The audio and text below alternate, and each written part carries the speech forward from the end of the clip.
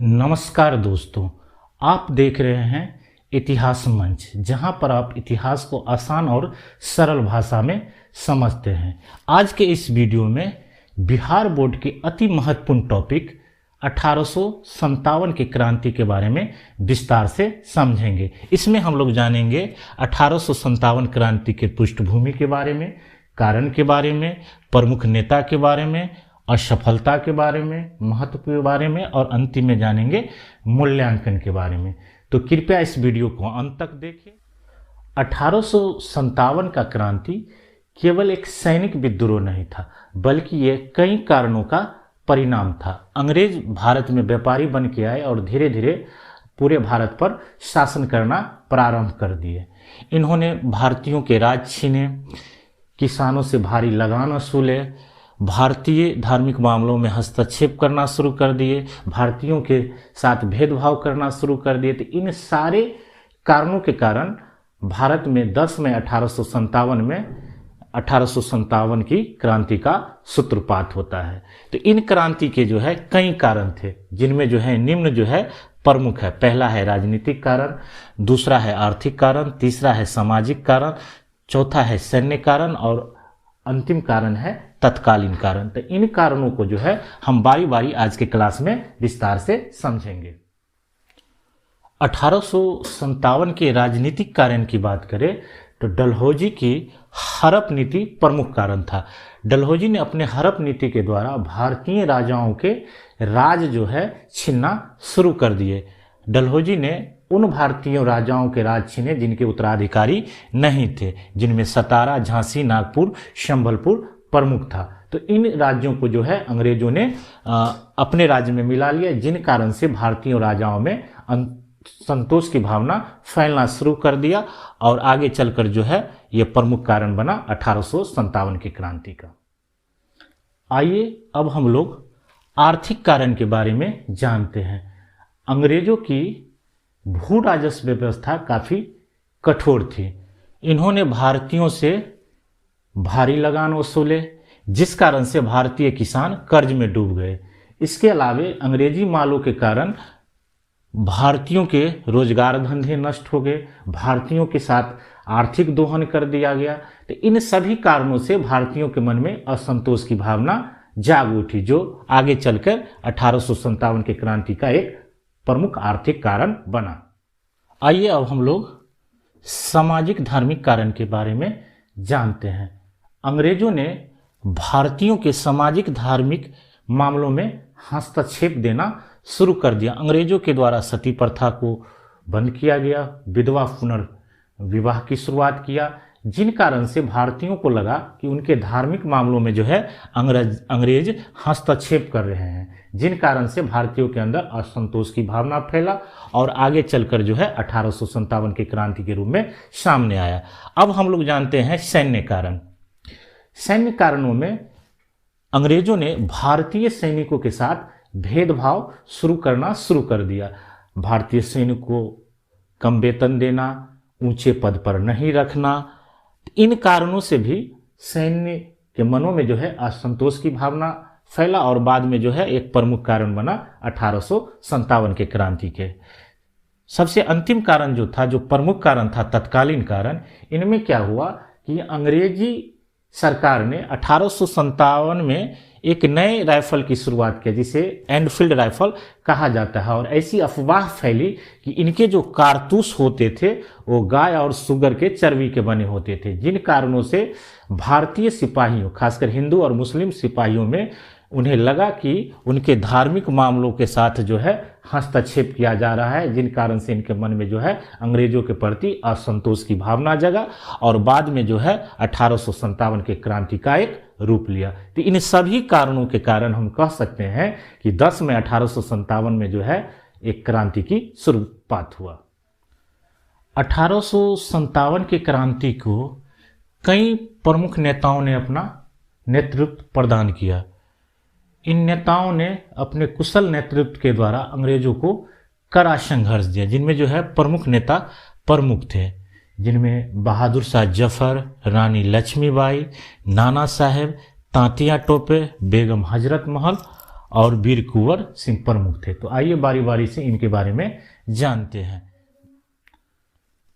बहादुर शाह जफर, जो 1857 के क्रांति का नेतृत्व दिल्ली में किया।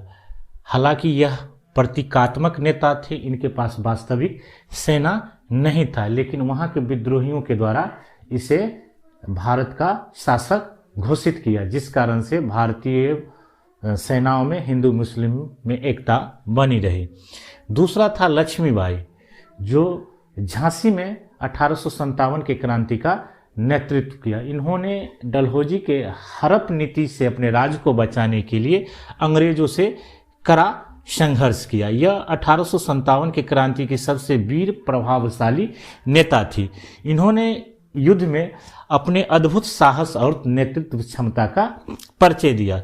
तीसरा था नाना साहेब। नाना साहेब 1857 के क्रांति का नेतृत्व कानपुर में किया, जो कि बाजीराव द्वितीय के दंतक पुत्र थे। अंग्रेजों ने इनका पेंशन बंद कर दिया, जिन कारण से ये अंग्रेजों के विरुद्ध हो गए थे और 1857 का नेतृत्व किया। अगला था तांतिया टोपे, जिन्होंने मध्य भारत में 1857 क्रांति का नेतृत्व किया। यह 1857 क्रांति के सबसे कुशल सैन्य नीतिकार थे। इन्होंने गुरिल्ला युद्ध के द्वारा अंग्रेजों को लंबे समय तक 1857 के क्रांति में उलझाए रखा। उसके बाद बेगम हजरत महल, जो कि अवध में जो है 1857 के क्रांति का नेतृत्व किया। इन्होंने अपने छोटे पुत्र को नवाब घोषित कर 1857 क्रांति का नेतृत्व किया। उसके बाद है वीर कुंवर सिंह, जो कि जगदीशपुर बिहार के एक जमींदार थे। इन्होंने वृद्धावस्था में होते हुए भी अंग्रेजों को जो है कड़ा संघर्ष दिया। तो इस तरह से इन नेताओं ने जो है भारत के अलग अलग क्षेत्रों में जो है 1857 के क्रांति का नेतृत्व किया। 1857 का क्रांति भारत के एक क्षेत्र तक ही सीमित नहीं था, बल्कि धीरे धीरे भारत के विभिन्न क्षेत्रों में भी फैलना शुरू कर दिया। लेकिन यह अंतिम लक्ष्य को प्राप्त नहीं कर सका, जिसके कई कारण थे, जिनमें जो है निम्न प्रमुख है। तो आइए बारी बारी से इन कारणों के बारे में जानते हैं। संगठित राष्ट्रीय नेतृत्व का अभाव, यानी जितने भी 1857 क्रांति के नेता हुए, इसमें आपसी तालमेल का अभाव था, जिस कारण से क्रांति को सही दिशा नहीं मिल सका। इसके अलावा जो है केंद्रीय नेतृत्व का भी अभाव था, जिस कारण से आगे चलकर जो है यह 1857 की क्रांति असफल हो जाता है। दूसरा है सीमित क्षेत्र तक विद्रोह। 1857 का क्रांति भारत के लगभग क्षेत्रों में तो फैला, लेकिन कुछ खास क्षेत्र जैसे दक्षिण भारत, पंजाब, बंगाल जैसे बड़े क्षेत्रों में इसका फैलाव नहीं हुआ, जिस कारण से भी 1857 की क्रांति असफल हो गया। तीसरा है आधुनिक हथियारों एवं संसाधनों का कमी। अंग्रेजों के पास अत्याधुनिक हथियार थे, प्रशिक्षित सेना थे, जबकि भारतीयों के पास पुराने हथियार थे, जिन कारण से भारतीय ज़्यादा देर तक अंग्रेजों के सामने टिक नहीं सके और आगे चलकर जो है 1857 का क्रांति असफल हो जाता है। चौथा है शिक्षित एवं मध्यम वर्ग का समर्थन न मिलना। 1857 के क्रांति में शिक्षित एवं मध्यम वर्ग का जो है समर्थन 1857 के क्रांति में नहीं मिल पाया, जिस कारण से 1857 के क्रांति को वैचारिक और संगठनात्मक नेतृत्व नहीं मिल पाया, जिस कारण से जो है 1857 की क्रांति आगे चलकर असफल हो जाता है। अंतिम है सीमित उद्देश्य, यानी 1857 के क्रांति के जितने भी नेता थे, सबका सीमित और अपना उद्देश्य था। अधिकतर नेता अपने अपने राज्य को बचाने में लगे थे, जिस कारण से जो है यह क्रांति जो है असफल हो जाता है। तो हम कह सकते हैं कि इन सभी कारणों के कारण 1857 का क्रांति असफल हो जाता है। 1857 का क्रांति तत्कालीन तो सफल नहीं रहा, लेकिन इसका महत्व काफ़ी दूरगामी और प्रभावशाली था। तो आइए इनके महत्वों के बारे में जानते हैं। इनके कई महत्व थे। सबसे पहले राष्ट्रीय चेतना का विकास। 1857 की क्रांति के उपरांत भारतीयों के अंदर राष्ट्रीय चेतना का विकास हुआ और भारतीयों ने जाना कि अंग्रेज जो है विदेशी शासक है और अंग्रेजों से संघर्ष करने के लिए आपसी एकजुटता जरूरी है। दूसरा था हिंदू मुस्लिम एकता की नींव, यानी 1857 के क्रांति के उपरांत भारतीयों में खासकर हिंदू मुस्लिम एकता में नींव पड़ी और आगे चलकर कई संघर्षों में भारतीयों ने हिंदू मुस्लिम ने मिलकर संघर्ष किया। तीसरा था अंग्रेजी शासन की नीतियों में परिवर्तन। 1857 के क्रांति के बाद अंग्रेजी शासन ने अपने नीतियों में बदलाव किया और हड़प नीति के स्थान पर उन्होंने समझौता का नीति अपनाकर कई भारतीय राजाओं के साथ समझौता किया।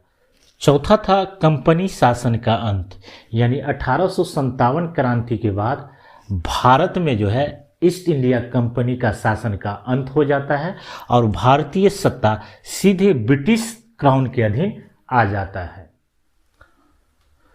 अतः हम कह सकते हैं कि 1857 की क्रांति भारत की प्रथम राष्ट्रीय क्रांति था। हालांकि यह अपने उद्देश्यों की प्राप्ति में असफल हो जाता है, लेकिन यह क्रांति भारतीयों के अंदर राष्ट्रीय चेतना का विकास करती है, जो आगे चलकर भारतीय राष्ट्रीय आंदोलन के लिए नींव का काम करती हैं। अगर ये मेरा वीडियो आपको अच्छा लगा हो तो कृपया कमेंट में ज़रूर लिखें और मेरे चैनल इतिहास मंच को सब्सक्राइब करें, लाइक करें और दोस्तों के बीच शेयर करना न भूलें। धन्यवाद।